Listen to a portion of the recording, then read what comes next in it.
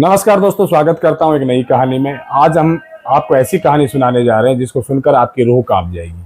ये कहानी है एक होनहार लड़की जिसकी उम्र करीब 25 साल होती है। सरता विहार थाने में अचानक एक फ़ोन आता है। फ़ोन की घंटी बजती है तो पुलिस वाले फ़ोन उठाते हैं और दूसरी तरफ से एक घबराया सा हुआ व्यक्ति बोलता है कि सर, रेलवे लाइन पे एक लाश पड़ी हुई है लड़की की जिसकी उम्र करीब 25 साल है। पुलिस जाकर देखती है तो पुलिस को वहाँ एक लाश मिलती है जो करीब 25 साल की उम्र की एक लड़की थी, उसकी लाश है। पूरी कहानी आपको विस्तार से सुनाएंगे। कहानी सुनने से पहले आप सभी से अपील है कि इस चैनल को सब्सक्राइब करें, वीडियो को लाइक करें और वीडियो को ज़्यादा से ज़्यादा शेयर करें। सुनाता हूँ कहानी विस्तार से। कहानी की शुरुआत करते हैं दिल्ली के अम्बेडकर नगर से। अम्बेडकर नगर में एक सिमरन नाम की लड़की जिसकी उम्र करीब 24 साल थी, सन 2019 में रहा करती। वो अपने माता पिता के साथ अपने घर पर ही रहा करती थी।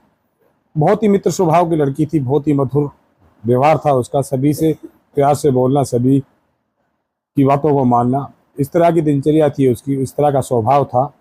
और वो बहुत ही पढ़ाई में भी अच्छी होनहार लड़की थी।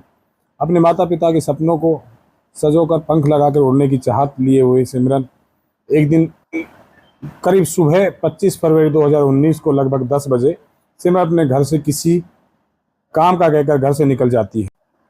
लेकिन उसने अपने माता पिता को ये नहीं बताया कि वो कहाँ पर जा रही है।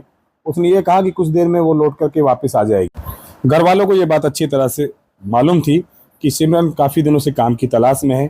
वो काम करने की चाहत रखती है, काम करने के लिए परेशान थी और किसी काम की तलाश में अक्सर वो घर से जाया करती थी। उस दिन भी वो काम की तलाश में ही जा रही थी। घर वाले ने ऐसा ही कुछ सोचा, लेकिन कोई ये नहीं जानता था कि सिमरन आज लौटेगी नहीं, क्योंकि सुबह से दोपहर, दोपहर से शाम और शाम से रात हो गई। घर वाले परेशान थे, आखिर सिमरन घर कैसे नहीं लौट पाई। उसके बाद घर वाले उसका मोबाइल नंबर पे फ़ोन मिलाने की कोशिश करते हैं, बार बार कोशिश करते हैं, लेकिन सिमरन का फ़ोन एक बार भी नहीं मिलता है क्योंकि वहाँ से स्विच ऑफ आ रहा था। जब सिमरन का फ़ोन नहीं लगते तो घर वाले परेशान होते हैं। उसके सभी यार दोस्तों को फ़ोन किया जाता है, सबसे पूछा जाता है कि सिमरन तुम्हारे यहाँ आई क्या, लेकिन सिमरन कहीं भी नहीं मिलती। उसके बाद उसके घर वाले सभी रिश्तेदारों को फ़ोन करते हैं, लेकिन सिमरन किसी रिश्तेदार के यहाँ भी नहीं गई। इसके बाद उसके घर वाले पूरी रात सिमरन को ढूंढते हैं, लेकिन सिमरन का कोई अता पता नहीं लगता।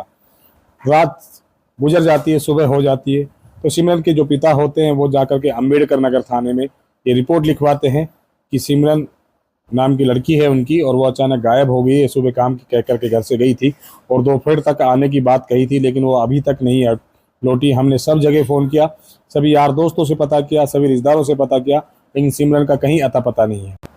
उधर सरता विहार थाने में अचानक एक फ़ोन आता है। फ़ोन आने के बाद में वो घबराया हुआ सा जो शख्स था वो बोलता है कि सर, यहाँ पर किसी की लाश पड़ी हुई रेलवे लाइन पर। पुलिस उस शख्स से उस जगह का एड्रेस पूछती है। पूछने के बाद पुलिस वहाँ पहुँचती है और पुलिस जाके देखती है तो वहाँ बहुत ही भयानक मंजर था।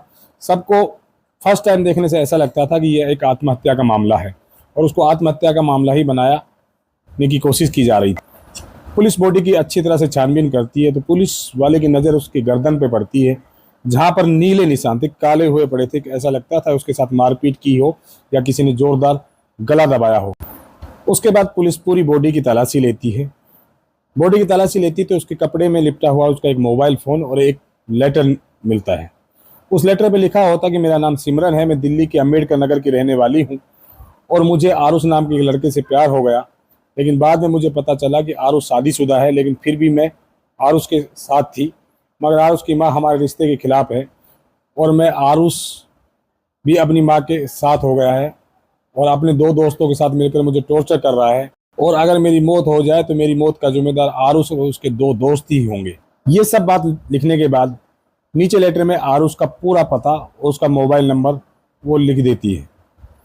अब इस बात से ये तो साफ हो जाता है पुलिस की नज़रों में भी कि इसकी मौत की हत्या करने वाले आरुष और उसके दो दोस्त हैं। लेकिन दोस्तों, कभी कभी कुछ ऐसा होता है कि जो सामने से दिखता है वो ऐसा होता नहीं है।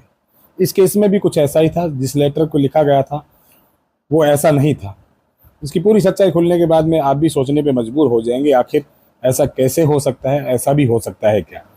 उसके बाद पुलिस बॉडी को जब्त कर लेती है और पोस्टमार्टम के लिए भिजवा देती है और पुलिस की टीम अम्बेडकर नगर पहुंच जाती है और उसके पापा से मुलाकात करती है और पुलिस वाले उसके पापा को ये सारी बातें बताते हैं कि इस तरह से एक लड़की की बॉडी मिली है, उसके पास इस तरह से लेटर मिला है, ये नंबर मिला है फ़ोन का जब पुलिस वाला उस लड़की की तस्वीर दिखाता है, उस बॉडी की तस्वीर दिखाता है, तो उसके पापा देखते ही जोर जोर से रोने लगते हैं और वो कहते हैं कि ये तो मेरी बेटी है जिसका नाम सिमरन है। उसके बाद वो पिता बताता है कि मैंने उसकी गुमशुदगी 2 दिन पहले की रिपोर्ट अम्बेडकर थाने में लिखवाई है। वो 2 दिन से लापता थी, उसके बारे में हमें कोई जानकारी नहीं मिल रही थी। पुलिस वालों को ये तो बात साफ हो गई थी कि मरने वाली लड़की का नाम वाकई में सिमरन है और वो अम्बेडकर नगर की रहने वाली है। उसके बाद पुलिस उस लेटर को भी उसके पापा को दिखाते हैं और कहते हैं कि ये राइटिंग आप जोर से देखिए। गौर से देखने के बाद पता लगता है, उसका पापा कहता है इस बात को कि ये राइटिंग मेरी बेटी की है और ये लेटर मेरी बेटी ने ही लिखा है। उसके बाद सिमरन का अंतिम संस्कार कर दिया जाता है और पुलिस इस मामले में की तफ्तीश जोरों शोरों से शुरू कर देती है। पुलिस सबसे पहले उसकी मोबाइल की डिटेल निकलवाती है और डिटेल में निकलता है कि, और जब उसकी कॉल डिटेल निकलवाई जाती है तो सबको ये पता लगता है पुलिस वालों को कि उसने आखिरी कॉल जो किया था वो आरुष को ही किया था। पुलिस आरुष के पते पे पहुंच जाती है। जैसे ही पुलिस उसके घर पहुंचती है आरुष के, तो आरुष पुलिस को घर पे नहीं मिलता है। पुलिस उसकी लोकेशन ट्रेस करती है और उसको गिरफ्तार करके पुलिस थाने ले आती है।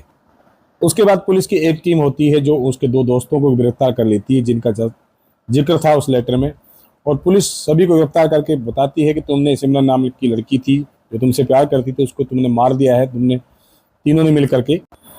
और पुलिस उसको लेटर भी दिखाती है जो सिमरन के द्वारा लिखा गया था। उस लेटर को देखकर पढ़ करके आरुष के पैरों के तले से जमीन निकल जाती है। वो कहता है, सर मैंने आज तक किसी सिमरन नाम की लड़की को देखा नहीं है, ना मैं उसे जानता हूँ ना मैं इसको पहचानता हूँ, और यहाँ तक तो दूर कि मेरे रिश्तेदारों में भी कोई सिमरन नाम की लड़की नहीं है। मैंने किसी सिमरन नाम की लड़की से मेरा कोई लेना देना नहीं है, जिसको मैं जानता भी नहीं। पुलिस को लगता है कि आरुष बचने के लिए ये सब झूठ बोल रहा है, तो पुलिस वाले अपने पुलिसिया अंदाज में उससे पूछते हैं। उसकी सभी तरह से पूछताछ करने के बाद भी आरुष अपने बयान से डग से मग्न नहीं होता और वो कहता है कि मैं किसी सिमरन नाम की लड़की को नहीं जानता। पुलिस समझ जाती है कि इस केस की तफ्तीश अब और अलग तरह से करनी पड़ेगी और उसकी सच्चाई का पता लगाना पड़ेगा। उसके बाद पुलिस आरुष का मोबाइल ले लेती है, उसकी कॉल डिटेल निकलवाती है और पुलिस पता लगाती है कि इसकी सिमरन से कितनी बार बातें हुई। कॉल डिटेल से पुलिस को यह पता लगता है कि जो लास्ट कॉल किया गया था सिमरन द्वारा, वो कॉल तो किया गया था सिमरन के फ़ोन से, लेकिन उसने रिसीव नहीं किया था, और पहले की कॉल डिटेल में भी सिमरन से उसकी कोई बातें नहीं हुई थी। इतना बात पुलिस को पता लग जाती है और पुलिस वालों को लगता है कि जो अपने आप को उसकी प्रेमिका बता रही है और इन दोनों में कभी तो बात होनी चाहिए थी, लेकिन इसमें एक बार भी उनकी दोनों की आपस में बात नहीं हुई। इस बात से पुलिस का माथा ठनकता है। पुलिस इस केस में उलझने लगती है। पुलिस के सामने नया मोड़ आ जाता है। पुलिस की जांच फिर और अलग दिशा में घूमती है। पुलिस को लगता है शायद आरुष भी सच बोल रहा हो। पुलिस के सामने बड़ी उलझन भरी राह थी और पुलिस ये भी सोचती है कि सिमरन ने जिस लेटर में अपने हाथ से लिखा है उसमें आरुष का पता दिया है, लेकिन फिर भी आरुष इस बात से इनकार करता है। फ़ोन पे उसकी एक बार भी बात नहीं हुई। उसके बाद सिमरन के पिता को बुलाया जाता है। सिमरन के पिता थाने में आते हैं और पुलिस वाले उसको उस लेटर की जांच करने के लिए कहते हैं। सिमरन के पिता सिमरन की लिखी हुई डायरी, पुराने नोट्स वगैरह लेकर आते हैं, उनसे मिलान किया जाता है। उसके बाद वो सभी चीज़ें फॉरेंसिक टीम को दे दी जाती है। फॉरेंसिक टीम जांच करती है और जांच में ये पता लगता है कि ये सब कुछ सिमरन के द्वारा लिखा गया है। जब सिमरन के पापा उसकी डायरी को पढ़ रहे थे, उसकी डायरियों को देख रहे थे, तो उसमें एक अजीब सी चीज़ लिखी ही मिलती है। तो सिमरन के पापा का ध्यान खींचती है। उस पर लिखा होता है प्रकाश जॉब और उसके सामने लिखा हुआ था नंबर। सिमरन के पापा सोचते हैं ये नंबर आखिर है किसका, ये कौन है प्रकाश जॉब। सिमरन के पापा जो होते हैं वो अपना फ़ोन निकालते हैं, उस नंबर पे फ़ोन लगाते हैं। फ़ोन जैसे लगता है तो घंटी जाती है। घंटी जाने के बाद में फ़ोन कोई उठाता है तो उसके पापा पूछते हैं कि आप प्रकाश बोल रहे हैं? बोले हाँ जी मैं प्रकाश बोल रहा हूँ। तो आप सिमरन को जानते हैं? सिमरन से आपकी कब बात हुई थी, किस बारे में बात हुई? तो शख्स जो होता है वो शक पकासा जाता है, कुछ जवाब देने में हिचकिचाता है। तो सिमरन के पापा को शक हो जाता है कि शायद इस आदमी का कुछ ना कुछ इस मर्डर केस से लेना देना है। उसके बाद सिमरन के पापा पुलिस को फ़ोन करते हैं। पुलिस को ये नंबर दे देते हैं। पुलिस के पास जैसे ही ये नंबर पहुंचता है तो पुलिस वाले इस नंबर की कॉल डिटेल निकलवाना शुरू करते हैं। कॉल डिटेल में कुछ इस तरह की बातें सामने आती है जिससे पुलिस का नज़रिया फिर इस केस में बदल जाता है। पुलिस को पता लगता है कि इस नंबर से सिमरन की बातें होती थी और उसकी लोकेशन उसी ट्रैक के पास है जहां सिमरन की बॉडी मिली है। 27 तारीख की जिस दिन उसका मर्डर हुआ था उस दिन की लोकेशन भी उसकी रेलवे लाइन के पास की मिल जाती है। उसके बाद उस नंबर को ट्रेस किया जाता है। ट्रेस करने के बाद में पुलिस प्रसाद को गिरफ्तार करके थाने ले आती है। उससे पूछताछ करती है तो वो बताता है कि जॉब के सिलसिले में सिमरन से 1-2 बार उसकी बात हुई है, इससे ज़्यादा वो कुछ नहीं जानता। लेकिन पुलिस अपनी सख्ताई पे आती है, पुलिस उससे सख्ती से पूछताछ करती है तो धीरे धीरे वो टूट जाता है और वो पुलिस के सामने कुछ इस तरह का राज उगलता है जिसको सुन के पुलिस भी हैप रह जाती है। पुलिस के सामने नई कहानी शुरू होती है। जिस प्रसाद को पुलिस ने पकड़ा था उसके बारे में पुलिस को पता लगता है कि उसका पूरा नाम दिनेश प्रसाद था।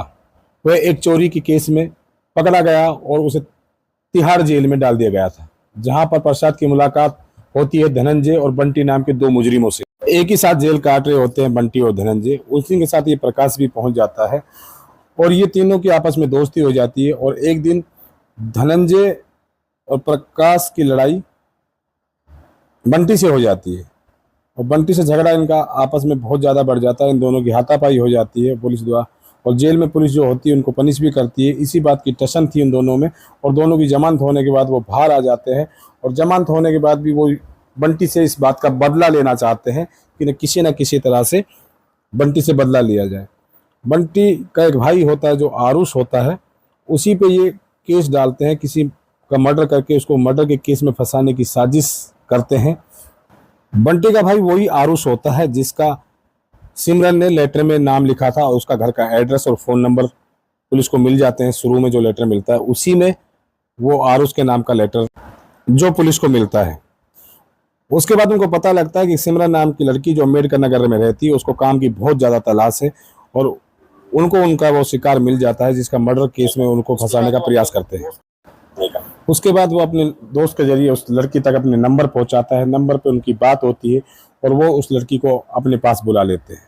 एक कार गाड़ी लेकर के वो इसका इंतजार करते हैं। वो आकर के उसको गाड़ी में बैठा लेते हैं और सरता विहार एक फ्लैट में लेके जाते हैं। वहाँ उन लड़कों ने 2 दिन तक उस लड़की को बंधक बना के रखा और उसका बहुत दरिंदगी से रेप करते रहे और गन पॉइंट पे उससे वो लेटर लिखवा लिया जाता है और लेटर लिखवा करने के बाद में उसका गला घोट करके हत्या कर देते हैं।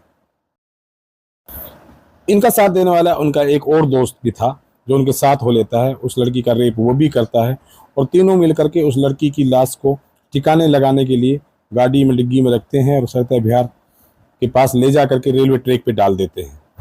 पुलिस इस मामले की पूरी सच्चाई तक पहुंच जाती है। तीनों आरोपियों को गिरफ्तार करके पुलिस कोर्ट में भेजती है। कोर्ट में जाकर के उनको तिहाड़ जेल भेज दिया जाता है और तिहाड़ में वो अपने किए हुए दुष्कर्मों की सजा जेल में बंद होकर के काट रहे हैं।